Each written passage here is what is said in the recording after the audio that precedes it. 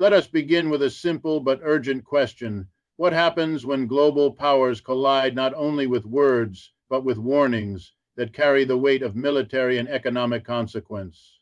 Today, we stand before a developing storm.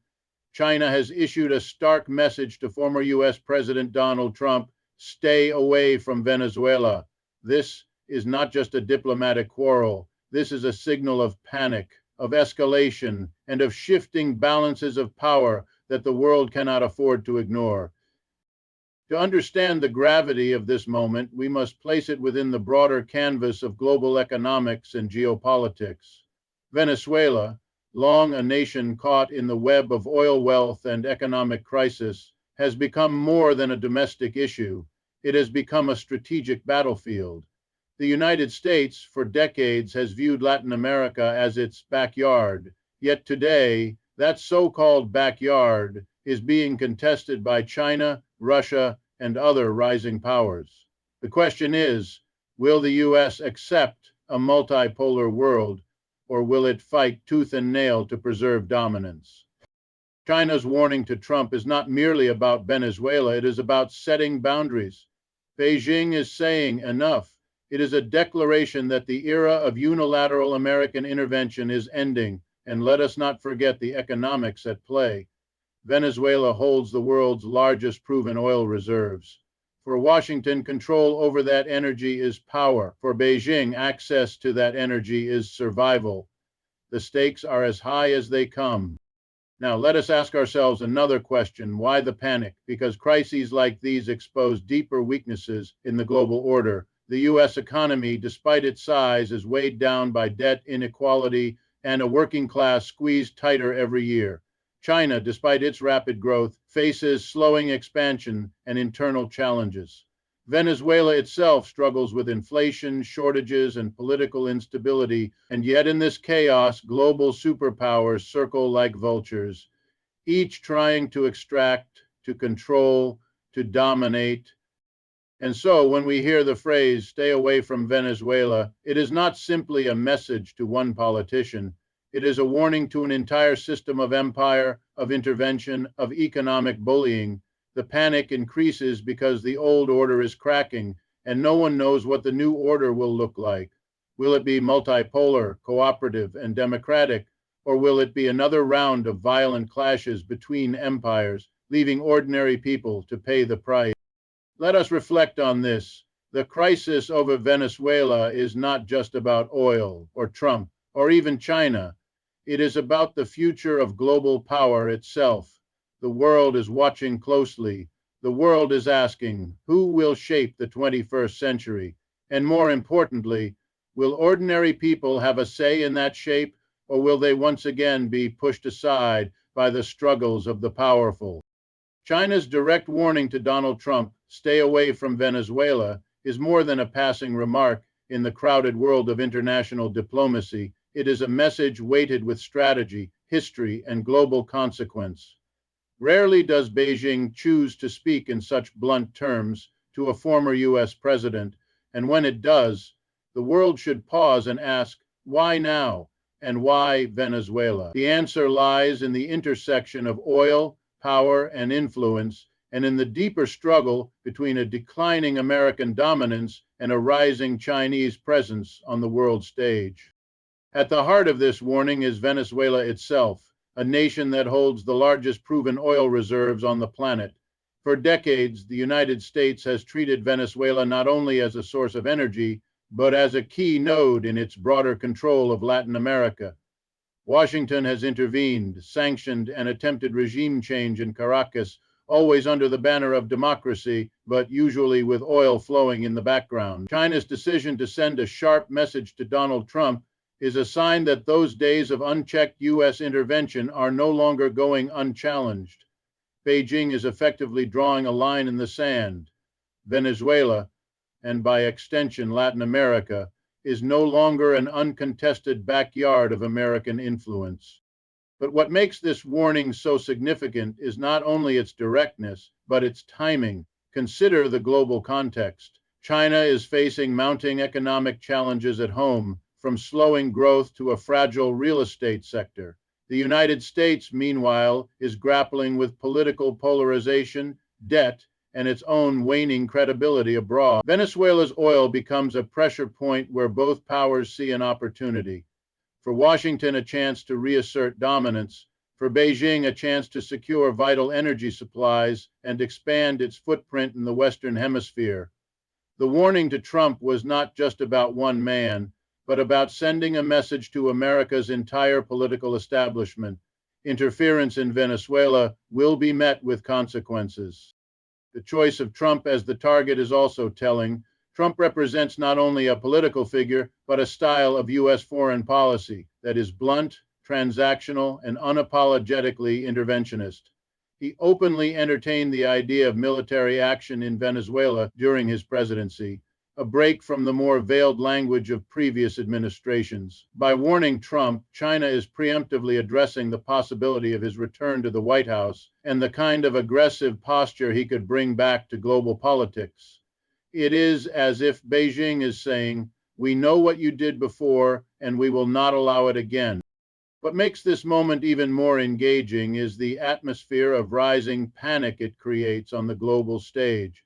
Markets tremble when great powers exchange warnings. Diplomats scramble to interpret the language. Analysts debate whether this is the beginning of a new Cold War in Latin America.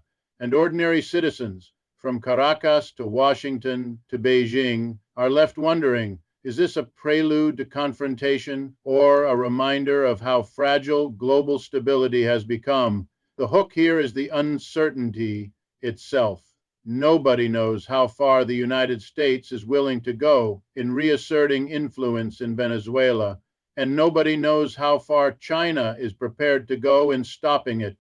The warning also carries symbolic weight. For decades, it was the United States issuing ultimatums, warnings, and red lines to the rest of the world. Now it is China stepping into that role, reversing the traditional script of power. This shift is unsettling to many in Washington because it highlights the reality of a multipolar world where the U.S. no longer acts without resistance. What does it mean when the tables turn, when it is America on the receiving end of the warning instead of the other way around?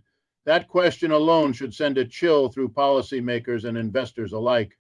This is why the phrase, "stay away from Venezuela," resonates far beyond Latin America. It is a microcosm of the broader US-China rivalry, a rivalry that will shape not only oil markets, but the very architecture of global power in the 21st century. It is a clash of empires, old and new, over resources, influence, and the right to dictate terms in a region long considered off limits to outside challengers. The warning to Trump is both a message and a mirror, reflecting the changing face of international politics and reminding us that we are entering uncharted territory where yesterday's assumptions no longer hold true. Venezuela's oil reserves are more than a national resource. They are a global treasure chest, a source of both immense wealth and immense conflict. Holding the largest proven reserves of crude oil in the world, Venezuela occupies a unique position in the international order, one that has repeatedly drawn the attention of superpowers and multinational corporations alike. When we hear that Venezuela's oil wealth exceeds that of Saudi Arabia, Iran, or Russia, the immediate question arises: why is a nation with such riches caught in the grip of economic collapse and political turmoil? The answer lies in the way global powers have treated this resource, not as Venezuela's lifeline, but as a battlefield for influence, control, and domination. The presence of such vast reserves turns Venezuela into something more than a Latin American state. It transforms it into a strategic prize in the eyes of the world's most powerful nations. For the United States, control over Venezuelan oil has long been about ensuring cheap, steady access to energy and preventing rivals from gaining a foothold in the Western Hemisphere. For China, Venezuelan oil is a critical lever in its pursuit of energy security, a way to guarantee the fuel necessary to sustain its rapid economic growth. Each barrel pumped out of the Orinoco Belt is not just energy, it is leverage, bargaining power, and geopolitical currency. And this reality explains why the stakes are so high and why global attention repeatedly returns to Caracas whenever crises flare. But here lies the paradox, the hook that makes Venezuela's story so compelling and so tragic. How can a country so rich in oil remain so poor in living standards? How can the wealth beneath its soil coexist with hunger, shortages, and hyperinflation above it? Oil has been both a blessing and a curse, enriching elites while exposing the nation to cycles of dependency and exploitation. It is this paradox that draws outside powers even more aggressively, because the weakness of Venezuela's domestic economy makes its resources easier to seize, manipulate, and control. In other words, the very abundance of oil becomes the source of vulnerability. When we talk about Venezuela's oil, we are also talking about the wider global energy game. As the world transitions to new technologies and debates climate change, the immediate truth is that oil still drives economies, militaries, and industries.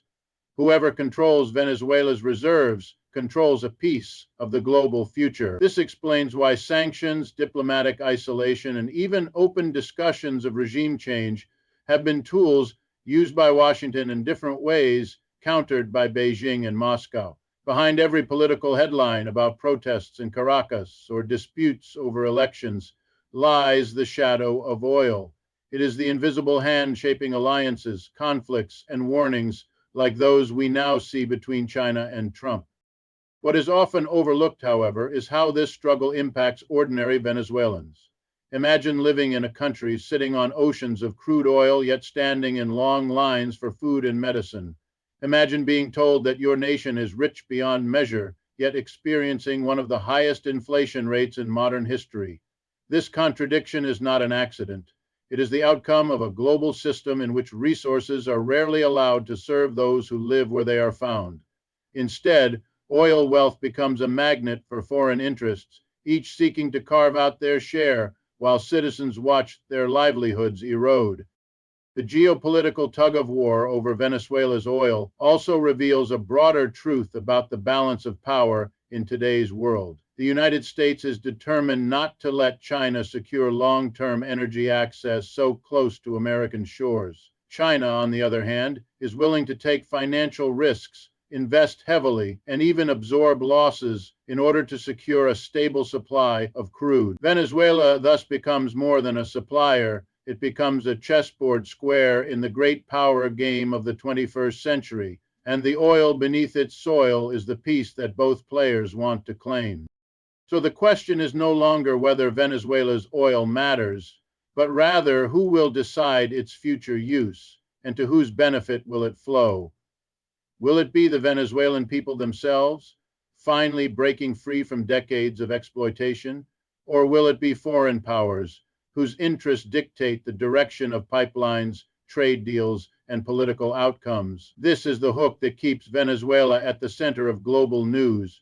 Oil as both treasure and trap, promise and peril, a resource that could build a future, but more often fuels conflict. For more than a century, the United States has viewed Latin America as its sphere of influence, a region it often described as its backyard.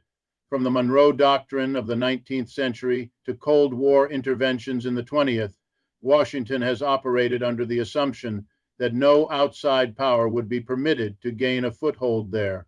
But today, that assumption is being tested in ways the U.S. has not faced in generations. The presence of China in Venezuela and Beijing's warning to Donald Trump to stay away represents not just a regional dispute, but a fundamental challenge to American dominance in the Western Hemisphere. And here lies the central question. What happens when the empire that once dictated the rules now finds those rules contested? The challenge comes at multiple levels. Economically, China has become Venezuela's largest creditor, pouring billions into oil-backed loans and infrastructure projects at a time when Washington sought to isolate Caracas. Politically, Beijing has extended diplomatic support to the Venezuelan government in international forums, directly countering American efforts to delegitimize it. Strategically, China's moves signal that it no longer accepts the unwritten rule that the Americas belong solely to U.S. influence. Every deal signed, every ship loaded with Venezuelan oil bound for Chinese ports, chips away at the foundation of America's claim to regional supremacy. But perhaps most important is the symbolic challenge. The United States has long prided itself on setting boundaries for others, warning Russia to stay out of Eastern Europe, telling China to keep away from Taiwan, drawing red lines across the Middle East. Now the tables are turning. It is China warning an American leader to stay out of Latin America. This reversal carries psychological weight. What does it mean when the world's rising power dares to tell Washington where it may or may not act? What does it reveal about the shifting balance of power when the former enforcer of global rules is suddenly told to respect them? This shift does not happen in isolation. It comes at a time when the credibility of American power is already under strain. After decades of costly wars in the Middle East, domestic economic inequality, and political polarization, the U.S. finds itself less able to project influence abroad with the same confidence. Meanwhile, China has patiently built its influence not only in Asia and Africa, but now in Latin America. What was once considered America's uncontested zone of control is being penetrated by new players, and the warning to Trump is Beijing's way of saying, "We are here, and we will not leave quietly." The hooks that keep global audiences captivated are the uncertainties embedded in this challenge. Will the U.S. accept that its dominance is fading, or will it fight to preserve the image of control at all costs? Will this confrontation over Venezuela escalate into a broader confrontation between Washington and Beijing, with ripple effects across markets, alliances, and security arrangements? And perhaps most provocatively, if the U.S. cannot defend its dominance in its own hemisphere, what does that imply about its ability to maintain influence elsewhere in the world? These questions strike at the core of global politics in the 21st century. What makes this moment especially dramatic is that the challenge is happening in a region so deeply tied to U.S. identity and history. Latin America has often been treated not as an equal partner, but as a zone of extraction, where resources, labor, and markets were aligned to U.S. interests. For China to step into this space is not just an economic maneuver, it is a rewriting of the regional order. It tells the nations of Latin America that there is an alternative, that they no longer have to rely solely on Washington, and that multipolarity is not a distant theory, but a reality at their doorstep. And yet, there is a paradox at play. While Washington worries about losing dominance and Beijing asserts itself as a challenger, the people of Venezuela and much of Latin America remain caught in the middle. Their needs, economic stability, food security, democratic governance, are often secondary to the strategic games of great powers. The challenge to U.S. dominance is therefore not only geopolitical, it is moral. It forces us to ask, whose interests are being served in this contest? Are superpowers competing for the sovereignty of nations, or simply for the spoils of their resources? This is why China's warning to Trump resonates so strongly on the world stage. It is not just a diplomatic skirmish. It is a signal that the U.S. cannot act as it once did, that the monopoly of influence in Latin America is breaking down, and that a new phase of competition has begun. For Washington, the challenge is existential. To accept a multipolar reality or to resist it, perhaps at the cost of further instability. For Beijing, the challenge is opportunity, to prove it can go toe-to-toe with the United States in a region once thought untouchable. For the rest of the world, the hook is suspense, watching an old order crack and a new one struggle to be born. When China issues a sharp warning to Donald Trump to stay away from Venezuela, the effect reverberates far beyond Caracas, Beijing, or Washington. It sends ripples through stock exchanges, diplomatic corridors, and global security circles. Panic does not spread because of the words alone, but because of what those words suggest: an escalation of rivalry between the two largest powers on the planet, an escalation in a region that was long assumed to be under uncontested U.S. influence. The phrase "stay away" is not just a political statement, it is a threat of consequences, and it immediately raises the unsettling question: what might those consequences be? That uncertainty is what fuels panic in the international system. Markets, above all, react to uncertainty. Investors do not fear words, but they fear unpredictability. The mere suggestion of confrontation between Washington and Beijing is enough to shake oil prices, to unsettle currencies, and to drive capital away from riskier economies. Venezuela sits on the largest proven oil reserves in the world, and any hint of instability around those reserves inevitably drives speculation and volatility in global energy markets. If Washington pushes too far and Beijing responds with countermeasures, the panic will not remain confined to Latin America. It will spread to the gas pumps, the trade routes, and the financial portfolios of millions worldwide. And so the hook here is obvious. When giants clash, everyone feels the tremors. Diplomatic panic is equally intense. For decades, Latin American nations have had to balance their relationships with the United States carefully, avoiding open defiance while trying to maintain sovereignty. Now, with China stepping in so assertively, leaders from Mexico to Brazil are faced with a dilemma. Do they align more closely with Beijing, risking Washington's wrath, or do they cling to traditional ties with the US at the cost of new investment and opportunities from China? Every warning, every statement, every gesture becomes a signal to regional governments, forcing them to calculate their positions in a game that could redefine their futures. The panic here is not only about power, but about being caught in the middle of an unfolding storm. The global security community also feels the heat. The US military has long dominated the Western Hemisphere, maintaining bases, alliances, and rapid deployment capabilities. China, for now, has limited military presence in the region, but its warning to Trump raises the specter of deeper involvement.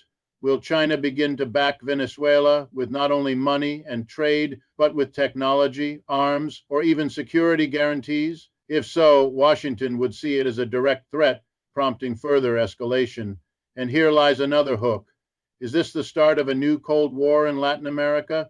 One that could once again turn countries in the region into battlegrounds for larger ideological and strategic conflicts. The memory of proxy wars in the 20th century lingers, and it haunts policymakers today. The panic is not only among elites. Ordinary people around the world watch these developments with growing anxiety. Citizens in Venezuela fear further sanctions, deeper isolation, and worsening shortages if superpower rivalry intensifies. Americans worry about the economic costs of another confrontation abroad when their own domestic issues remain unresolved. Chinese citizens are told their country must stand strong, but many wonder if energy deals thousands of miles away are worth the risk of a clash with the United States. The hook for the public is simple and human. How much will this power struggle cost them in daily life? This rising panic also exposes a deeper truth, that the old order is collapsing faster than a new one can be built. For most of the 20th century, the rules of the game were clear. The US dominated the Western Hemisphere, China focused inward, and Latin America played a secondary role on the global stage. Now, those rules no longer apply. The system is in flux, and flux breeds instability. When no one knows where the limits of power truly lie, every action risks miscalculation. And miscalculation between nuclear powers is a word that spreads panic like wildfire. So when Beijing says stay away from Venezuela, it is not simply speaking to Donald Trump. It is sending a message to the world that China is ready to contest US dominance in its own hemisphere. That is why the panic rises, not because the warning itself is unusual, but because of what it symbolizes: the passing of an era, the crumbling of certainty, and the frightening possibility that the global order is entering a phase of turbulence the world has not seen in decades. The uncertainty is the hook, and the panic is the result. The confrontation over Venezuela reveals something larger than a dispute between the United States and China. It signals the emergence of a multipolar world, where no single power can dictate terms without challenge. For decades, global politics operated under the assumption of US hegemony, first in competition with the Soviet Union during the Cold War, and later as the lone superpower after 1991. That period of unipolar dominance allowed Washington to act with near impunity, invading Iraq, sanctioning Iran, intervening in Latin America, often with little resistance beyond rhetoric. But today, the warning from China to Donald Trump to stay away from Venezuela underscores that this era is fading and a new balance of power is struggling to take shape. The hook that makes this so urgent is the uncertainty. What kind of world emerges when old hierarchies collapse but new ones are not yet secure? A multipolar world does not mean peace or stability by default. It means competition, negotiation, and constant friction between several great powers, each determined to carve out space for its interests. In this case, Venezuela becomes a stage where China, Russia, and even regional powers like Brazil can push back against U.S. dominance. The idea that Washington can act alone without consequences is no longer sustainable. When Beijing issues a warning, when Moscow provides security cooperation, when regional alliances diversify, the United States faces not one adversary, but a network of counterbalances. This diffusion of power challenges the simplicity of the old order and forces the U.S. to adjust to realities it once ignored. The multipolar shift is not confined to geopolitics. It is economic at its core. The United States has long dominated global finance, controlling institutions like the IMF and World Bank and leveraging the dollar's role as the world's reserve currency.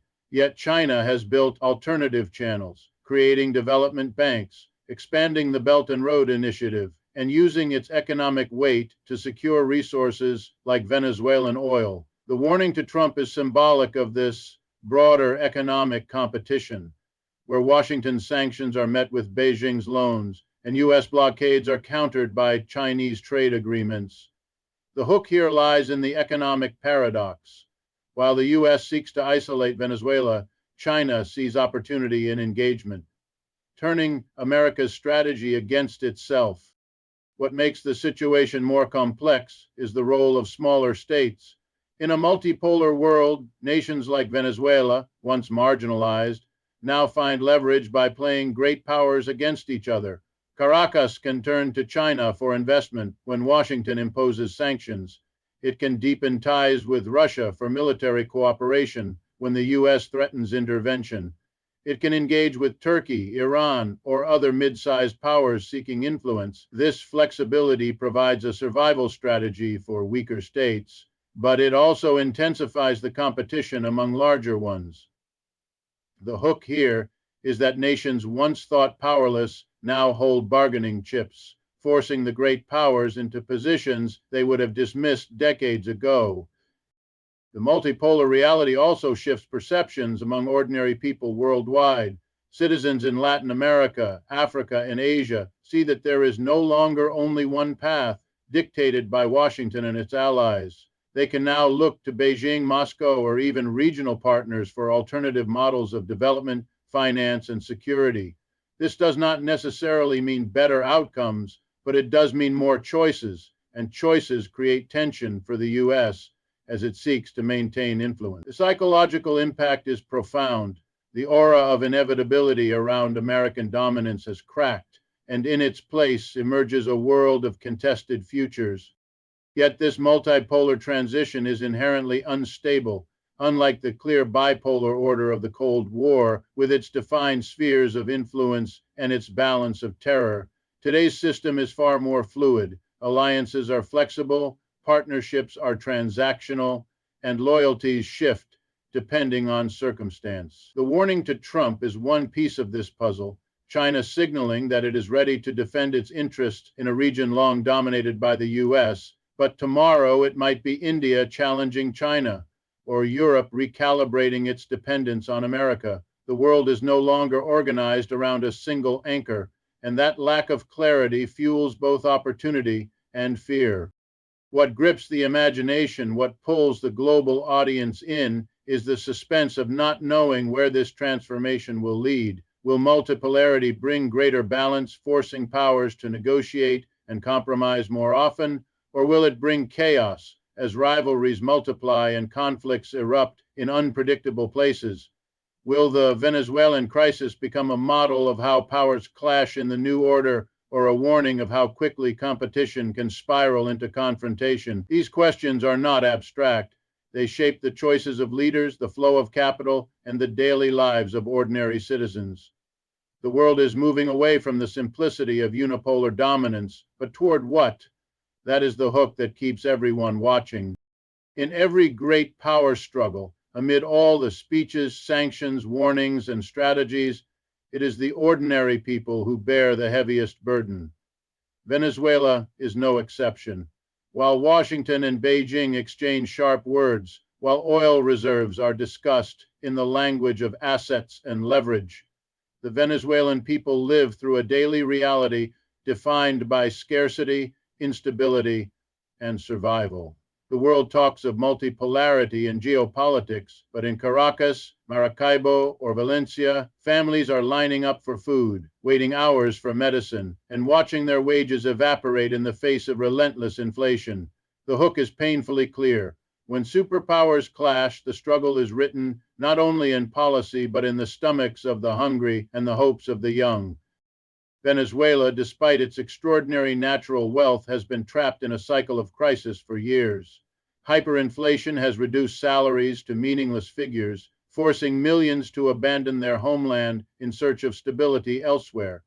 Hospitals lack basic supplies, schools face closures, and entire communities rely on remittances from relatives abroad. This humanitarian crisis deepens every time sanctions tighten, every time investment is withdrawn, and every time political conflict disrupts the fragile economy. And yet, for the strategists in Washington or Beijing, these hardships are often abstract, numbers on a report, rather than the lived reality of mothers, workers, and children. The cost of great power rivalry is not limited to material deprivation. It also corrodes the sense of dignity and sovereignty for the people caught in the middle. Imagine being Venezuelan today, hearing that your nation is discussed in Washington as a testing ground for American resolve, or in Beijing as a critical piece of energy security. You are reduced to a pawn in someone else's chess game. The question then arises, who speaks for the ordinary citizen when the powerful debate oil fields and spheres of influence? That silence, that absence of voice, is perhaps the greatest wound inflicted on a population already struggling to survive. This is not new in history. The Cold War turned nations across Africa, Asia, and Latin America into proxy battlegrounds where ordinary people paid the price for ideological rivalries they never chose. In Angola, Afghanistan, and Central America, wars funded and fueled by external powers left legacies of poverty and instability that lasted generations. Venezuela now risks being drawn into that same pattern, where foreign competition over resources and influence overshadows the urgent need to rebuild a functioning society. The hook lies in the repetition of history. Have we learned nothing, or are we condemned to watch new generations suffer the same fate as those before them? Migration tells another part of this story. More than 7 million Venezuelans have fled their country in recent years, making it one of the largest displacement crises in the world. They leave behind homes, families, and careers, driven out by shortages and insecurity.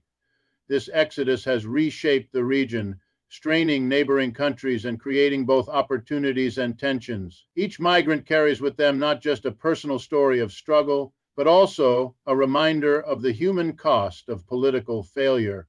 For the international community, these migrants are numbers in reports. For Venezuela, they are the beating heart of a nation forced into exile.